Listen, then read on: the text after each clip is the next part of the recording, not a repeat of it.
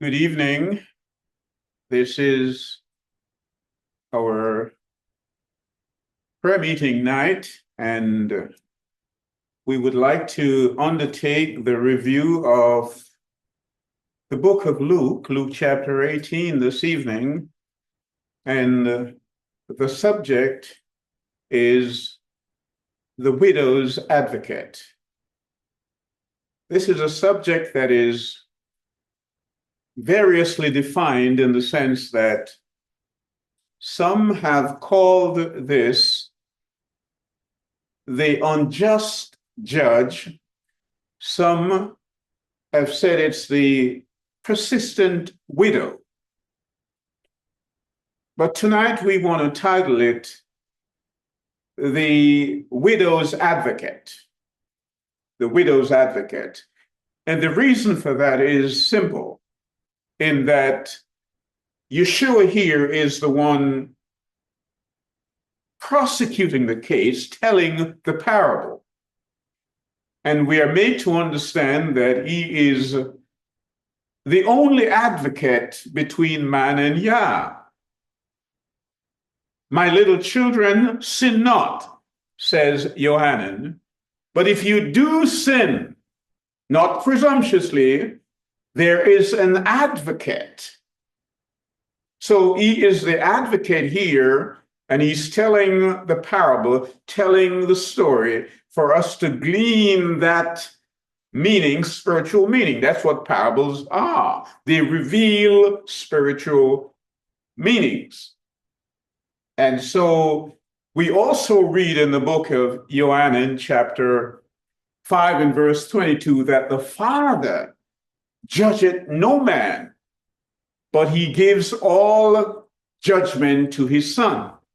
So as we perambulate through this passage here in Luke chapter 18, we will see that Yeshua is not only the advocate, our attorney, but he's also the judge of all the earth.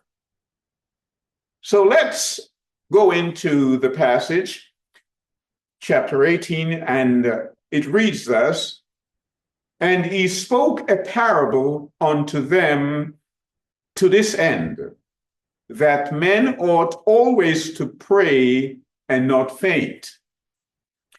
Saying, there was in a city a judge which feared not Elohim, neither regarded man. And there was a widow in that city, and she came unto him, saying, Avenge me of mine adversary. And he would not for a while, but afterward he said within himself, Though I fear not Elohim, nor regard man, yet because this widow troubleth me, will avenge her. I will avenge her, lest by her continual coming she weary me. And the master said, Hear what the unjust just saith. And shall not Elohim avenge his own elect, which cry day and night unto him? He bear long with them. I tell you that he will avenge them speedily. Nevertheless, when the Son of Man cometh, shall he find faith on the earth?" So, as we look at this, we see that this judge, the word says, he neither fears Yah or man. And the widow here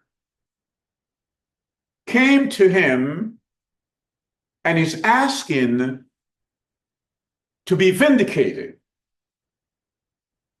She wanted justice. And it's not that her case was not one that is sound,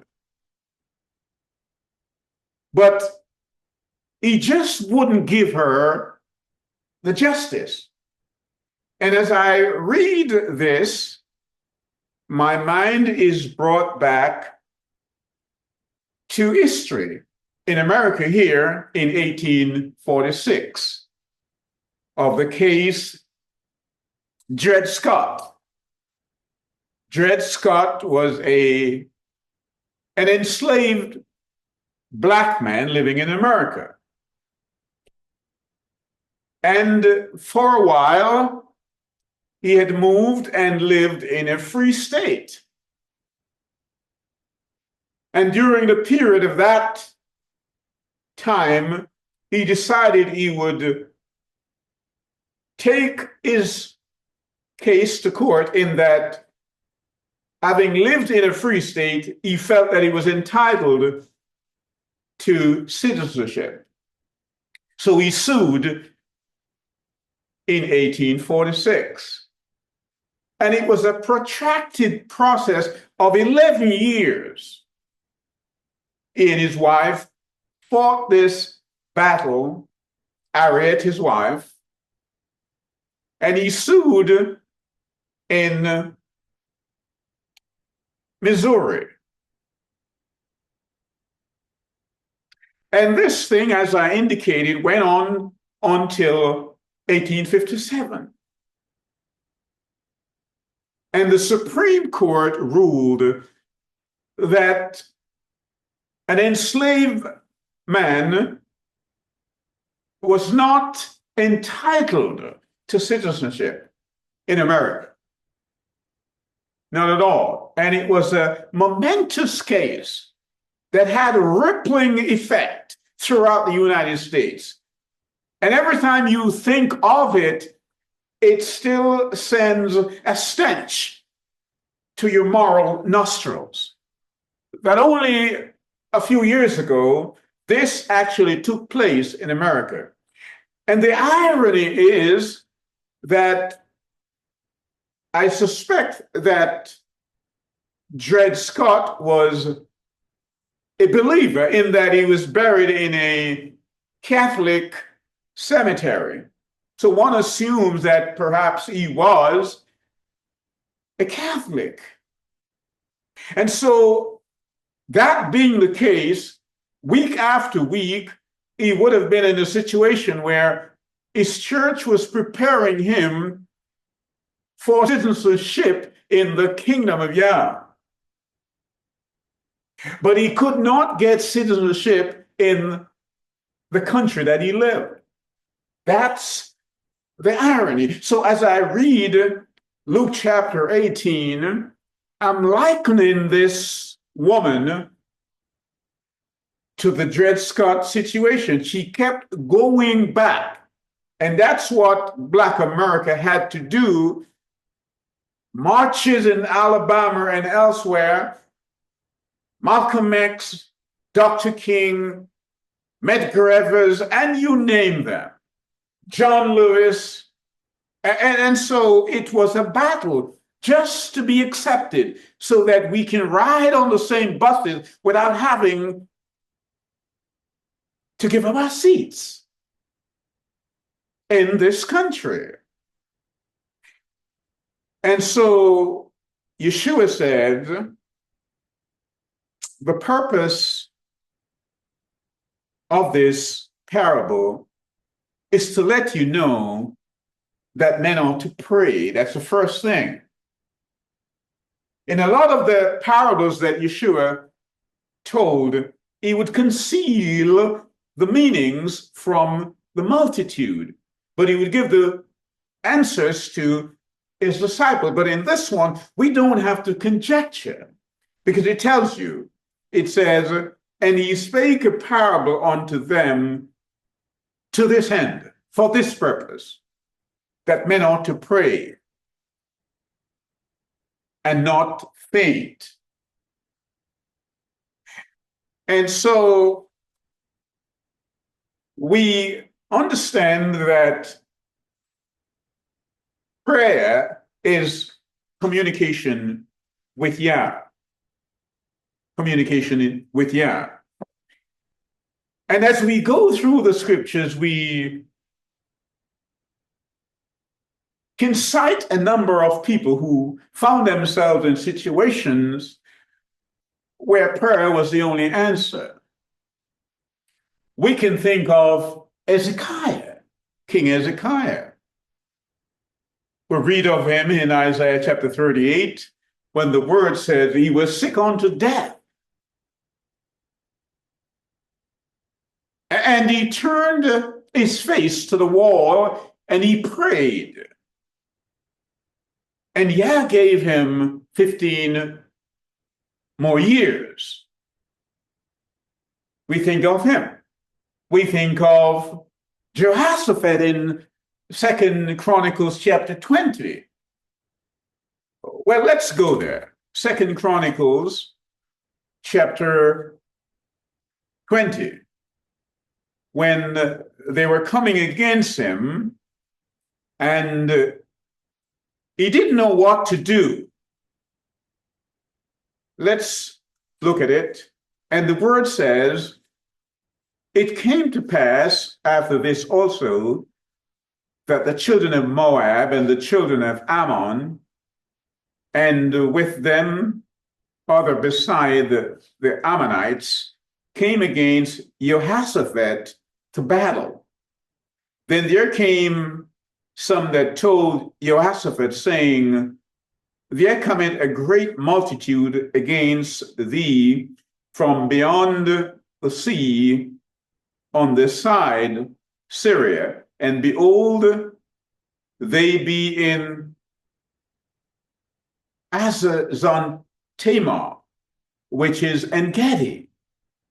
And Jehoshaphat feared and set himself to seek Yahweh and proclaim a fast throughout Yehudah. Notice here that an ally of people were coming against him, Harmons. And rather than seek allies himself, he's seeking Yah. And men ought to pray and not fear. Verse 4, and Yehudah, Judah, gathered themselves together to ask for help of Yahweh. Even out of all the cities of Yehudah, they came to seek Yahweh. And Jehoshaphat stood in the congregation of Yehudah and Jerusalem in the house of Yahweh before the new court, and said, O Yahweh, Elohim of our fathers, art not thou Elohim in heaven, and rulest not thou over all the kingdoms of the heathens? And in thine hand is there not power and might, so that none is able to withstand thee? Now listen to Jehoshaphat here as we look at verses 5 and 6. He speaks to Yah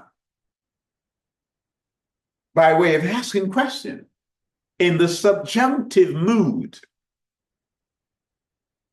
And Jehoshaphat stood in the congregation of Judah and Jerusalem in the house of Yahweh before the court, and said, O Yah, Elohim of our fathers, art not thou Elohim in heaven, and rulest not thou over the kingdoms of the heathen? Are you not that?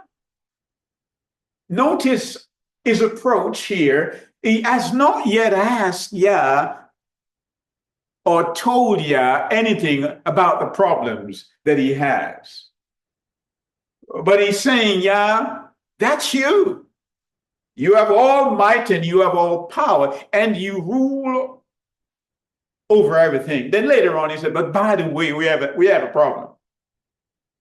And as you know, Jehoshaphat won that battle without pulling a sword, because men ought to pray and not faint. And so we can also look at the book of Iyov, that's anglicized Job. Let's go there, chapter 1 of the book of Job. There was a man in the land of Uz whose name was Job, and that man was perfect and upright, and one that feared Elohim and eschewed evil. And there was born unto him 7 sons and 3 daughters.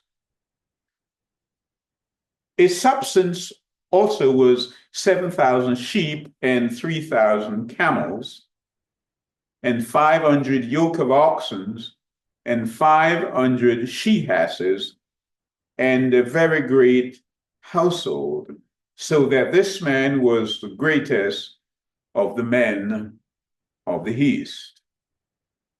And his sons went and feasted in their houses every one his day, and sent and called for their 3 sisters to eat and to drink with them. His sons, they would have birthday parties on their birthday, and they would invite their sisters to join them. That's how they lived at that time. While they are doing that, Job is praying for them, just in case they may have sinned in their enjoyment and entertainment.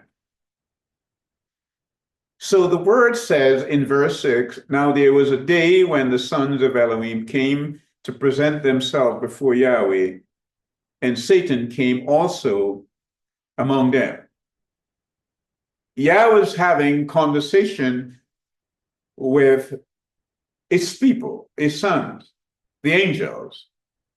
And Satan here, as Satan, ingratiated himself in that company. And Yahweh said unto Satan, whence comest thou? Then Satan answered Yahweh and said, from going to and fro in the earth, and from walking up and down in it. And Yahweh said unto him, hast thou seen my servant Job? Did you see Job? Oh, yes, I saw him, but I didn't go near him because I know you protect him. That's Satan's response. Then Satan answered Yahweh and said, does Job fear Yah for naught? Hast not thou made an edge about him, and about his house, and about all that he hath on every side? Thou hast blessed the work of his hands, and his substance is increased in the land. But put forth thine hand now, and touch all that he hath, and he will curse thee to thy face. And Yahweh said unto Satan, behold, all that he hath is in thy power, only upon himself put not forth thine hand. So Satan went forth from the presence of Yahweh. And the word says that after he had done that, he went and harassed Job in such a way that he lost everything. Job lost his sons, his daughters, his wealth, and he became sick. Now, our subject is men ought to pray and not faint. Men ought to pray in the circumstances in which we are living in the end time. We ought to be the Job of our communities. Because Job in this setting represent the time of trouble, Jacob's trouble. when man will have to live without a mediator in the sanctuary. That's what this represents. And he will have to live by way of the character that he had formed during the time when the mediator, Yeshua, was in the sanctuary pleading his case.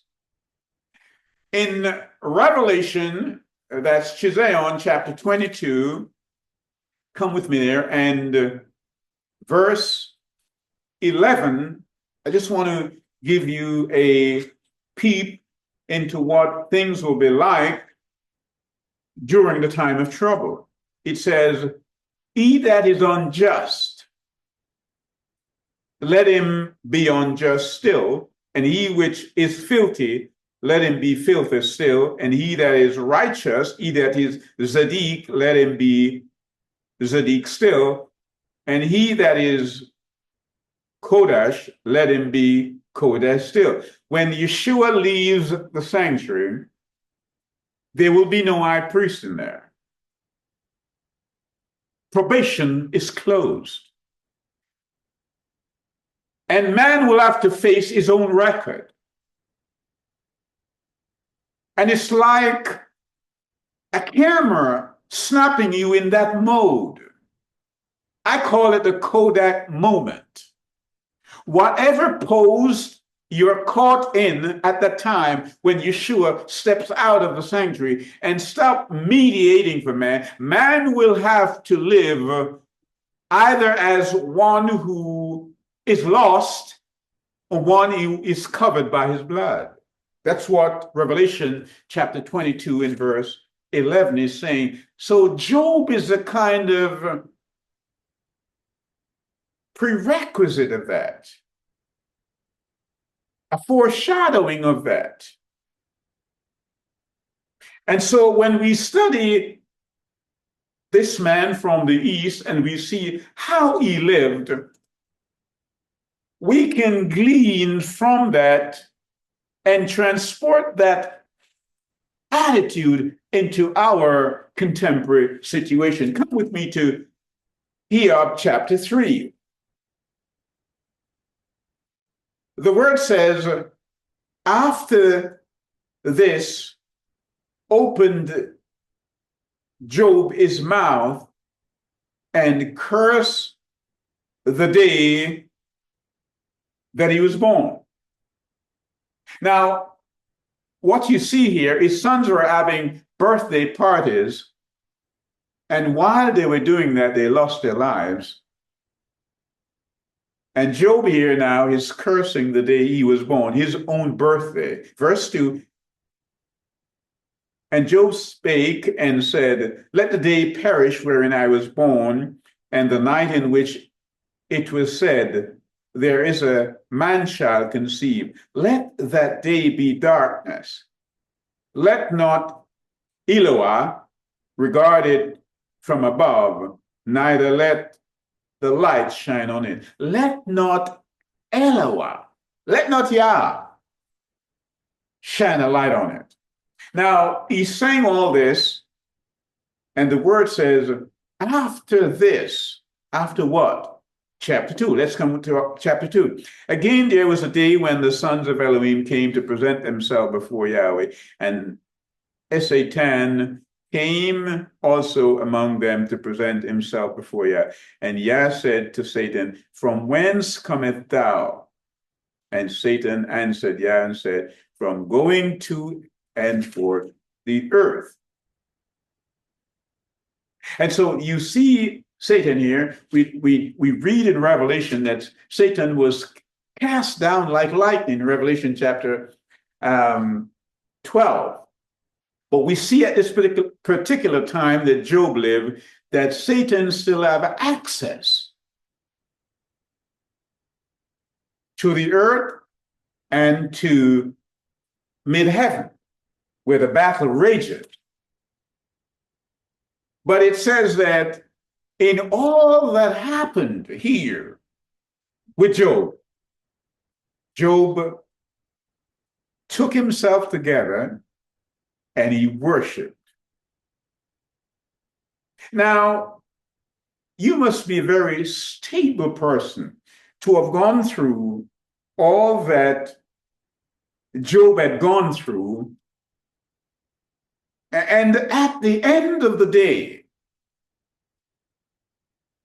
he found time to worship. He understood that men should pray and not faint. He understood that. And so this widow of a woman, she went and she asked, even as Amos 5 and verse 24 said, let justice run down like water and righteousness like a mighty stream. The same thing Dr. King was asking for in America after the Dred Scott situation. He was asking for justice. And so this woman was asking for justice. She was not asking for anything other than to be vindicated. And the judge knew that she had a case, but he just would not give her justice. So Yeshua, prosecuting the case, said, listen to what the unjust judges said. The judge said, I gave her justice because she keeps coming to me day after day. We don't know the duration of period of time, whether it's weeks or months. It could well have been. But she's going to weary me, meaning in the context of the Greek is that she is going to give him a black eye. Not a physical black eye, but she's going to make him look bad in the public's eye. That's what it means. The judge did not want to look bad in the public's eye, like politicians. They like to look good. The poll says this. And so he gave her due. And so let's go back to Luke chapter 18. And let's read verses 7 and 8. And shall not Elohim avenge his own elect, which cry day and night unto him, though he bear long with them? Let's ask the question in the context of the American situation. The slaves, 400 years, taken from West Africa. Men and women who migrated from Israel and went to Benin, Nigeria, Togo, Burkina Faso, Guinea, Ghana. And so when they went there, these people, they are Shemitic Negroes because they heeded the warning that when you see Jerusalem surrounded by armies, flee. And Josephus, the Hebrew historian, confirmed the idea that many of these Jews fled to Africa. And when they got there, the natives in Africa, the Hamitic Negroes, did not like their customs because they took with them all the things that they did in Judah. They kept the feast days, they kept the Sabbath, and all the other things that are associated with the worship of Yah. And right there in West Africa, they built a kingdom called the Kingdom of Judah. And all the maps in Europe cited that the Kingdom of Judah was in West Africa. These are historical facts. We can't not acknowledge those things. But quickly, the customs that they brought from Israel, these Shemitic Negroes, was such that they annoyed certain people. And the natives joined with the Arabs and sold them as slaves. And the Ashkenazi ship owners brought them to the Americas and to Europe. And so for 400 years, they've been crying out. The Atlantic, the Middle Passage, is filled with them, many of which were thrown overboard. And so John Newton says, amazing race, grace. He should have said race of people. How did they survive the Middle Passage? Just like this widow woman keeps coming back, because men ought to pray and not faint. And so Yeshua here is asking the question, and he's now comparing himself, because he's the good judge. He's the judge of all the earth. And he asks the question, and shall not Elohim avenge his own? His own what? His own elect, which cry day and night unto him, though he be along with them. Can you not hear the slaves? Can you not hear them? They cry even as Abel's blood cries out from the ground to Yah. These are the men working in the chain gangs. Can you not hear them? And so when the whips of the slave master did caught a portion of their back, swing low, they sang, sweet chariot. Someone coming, they say, to carry them home. They looked over Missouri. They looked through the southern states, but no one came, because the southern states decided that these are lesser people than we are. And so we have a civil war in America. And so in that context, these slaves or this widow keep going to courts, keep going to the Supreme Court, but they could not get justice. Oh, sad. Oh, sad that a country that boasts to be the liberator was found to be one that takes away liberty. And in all that doing, the word says the woman wanted to be given justice from her adversary. Who is the adversary? The adversary is Satan. We see that in the word. And so all that happened in America during that period of time, when people, one group of people, were owning other people and telling them, you cannot drink from the same cistern as I drink. You can't sit in the same seat. You cannot use the same bathroom. Justice. And so the woman keeps coming back to the point of annoyance. She was persistent. It was like an intrusion to the judge. And so the word there in the Greek, avenge, is hekdeko, to vindicate. And the word there for weary, because the judge said, she keeps coming back and I don't want her to weary me.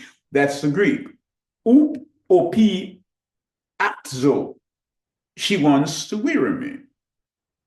And so Peter says, Be sober in the last days. Why? Because your adversary, the devil, is like a roaring lion, and he's seeking whom he may devour. And we're admonished to resist him. Resist him. So the comparison here is between the good judge and the unjust judge. So one may get the impression that, okay, so we have to keep going to Yah all the time and pester him like this woman was pestering the unjust judge? No, that's not what the word said. The word says, let's go back to verse 8. I tell you that he will avenge them. How quickly? Speedily. No, he's saying you don't have to pester you. He wants to avenge you speedily. And so he's saying you ought to pray. But sometimes when we pray, we don't get the answers that we desire. And perhaps as James said, you're asking amiss because you're not praying to the will of Yah. You're praying for your own purpose. That's one reason why we don't get this speedily response. And secondly, let's assume Yah looks down and he sees Eob, he sees Job. And Job now, at this particular time, becomes a wager between Yah and Asatan. He's a wager. But Job doesn't know this. Yah knows that with his protection, Job will see this thing through. But Job doesn't know. Let's assume Yah looks on one of us and decide that this person, Tom or Mary or whomever it is going to be the Job in these contemporary times. But that person doesn't know. And he breaks out into sickness.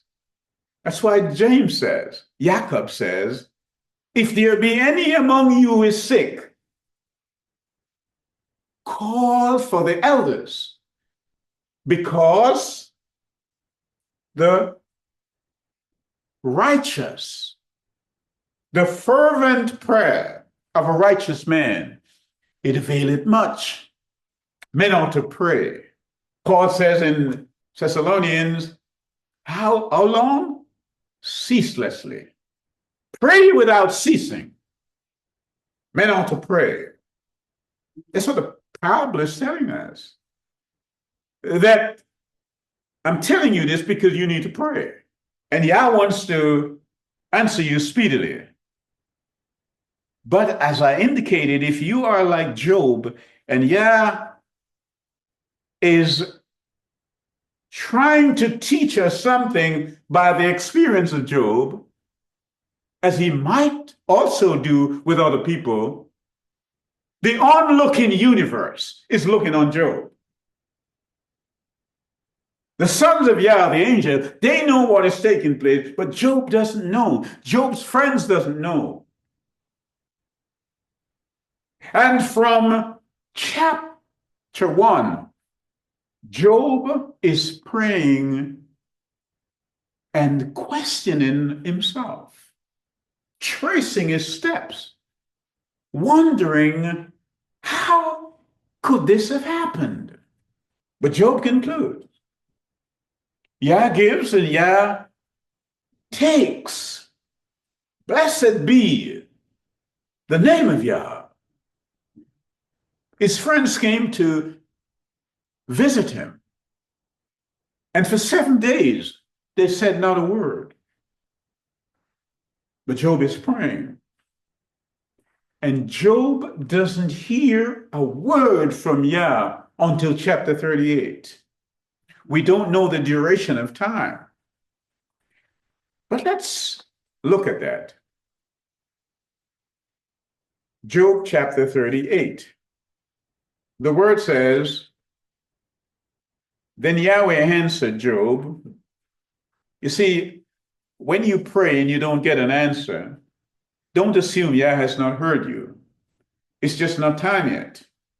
And answered Job out of the whirlwind and said, who is this that darkeneth counsel by words without knowledge? Gird up now thy loins like a man, for I will demand of thee, and answer thou me. Where wast thou when I laid the foundation of the earth? Declare, if thou hast understanding. Who hath laid the measures thereof, if thou knowest, or who hath stretched the line upon it? Whereupon are the foundations thereof fastened, or who laid the cornerstone thereof? Job, when I told the waves, don't go any further, where were you? Where were you, Job? Or who shut up the sea with doors, when it brake for it as if it had issued out of the womb? Job, when I place the ocean around Antarctica and told the ocean to stay put and go no further. That's why no one can circumnavigate Antarctica, Job. Where were you, Job? Job said, I was speechless, because Job was on show to the onlooking universe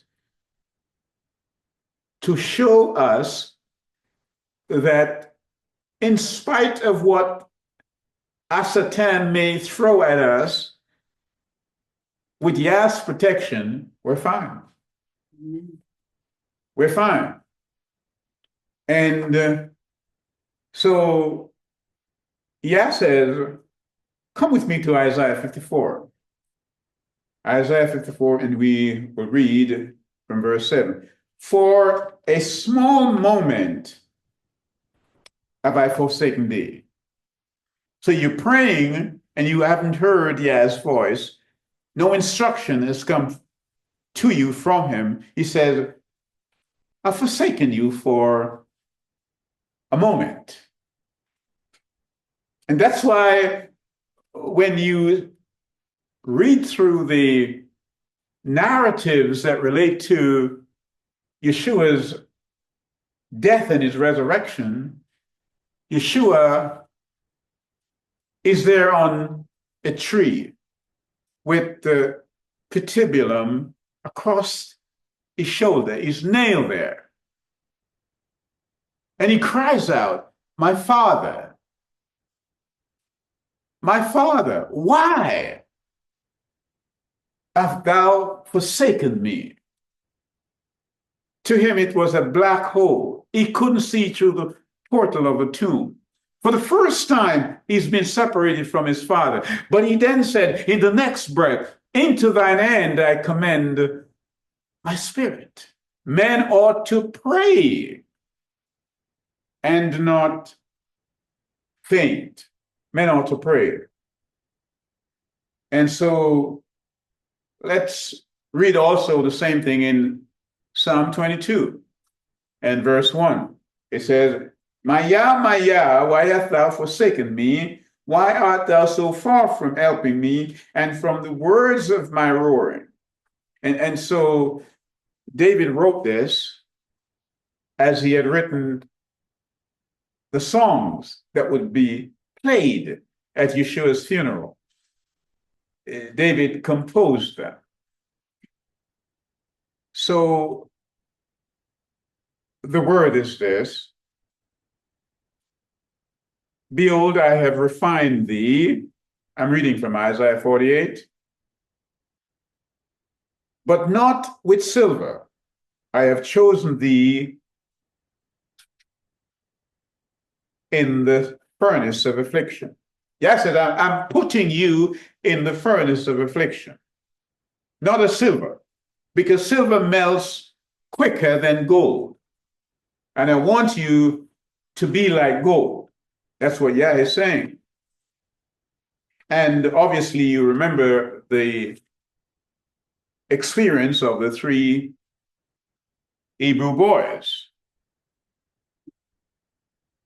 They were afflicted, and they were put in the fiery furnace. And everybody expected them to burn. But they prayed, because men ought to pray and not faint. And when the king came out and looked into the furnace, he wanted to know, did we not put 3 men in there? And now I see 4 men, one like the Son of Man. How could that be? And you know also the story with Daniel. The word said they shoved him in a lion's den, hungry lions. Satan is like a roaring lion, seeking to devour. The lions were not fed because they were just going to get Daniel's meat. But the word says, yeah, shut the lion's mouth. Wow. He shut the lion's mouth. And so the question is, will Yah not avenge his people? Will he not give them justice? He said that in Matthew 25. Come ye, blessed of my Father. Come, inherit the kingdom prepared for you. When? All the way back from Genesis, from the creation. But you have to wait till the very end. Revelation chapter 22. Then I saw a river and a tree of life. The same tree of life that was offered to Adam. But Adam missed it. Why? Disobedient. But obedience gives you access to the same tree of life. And so tonight we just want you to know that the emphasis is on prayer in these difficult times in earth history. Come with me to Bereshit chapter 32. And the word says, and he rose up that night, that is Jacob, and took his 2 wives and his 2 women servants and his 11 sons, and passed over the ford Jabbok. And he took them and sent them over the brook, and sent over that he had, and Jacob was left alone. Men ought to pray. He was left alone. And there wrestled a man with him until the breaking of the day. And when he saw that he prevailed not against him, he touched the hollow of his thigh, and the hollow of Jacob's thigh was out of joint, and he wrestled with him. Men ought to pray. And sometimes prayer is a wrestling match. And you ought not to let go until you're blessed. Sometimes we get on our knees and we're not even sure whether these things are prayers. Men ought to pray.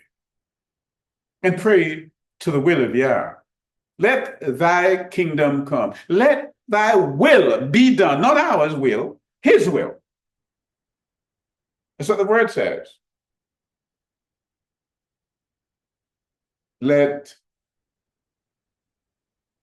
thy will be done on earth. Often we pray for things we want, not really bothering to ask whether Yah wants it for us. Give me this, give me that. A shopping list. No, pray for his will, otherwise we're asking amiss.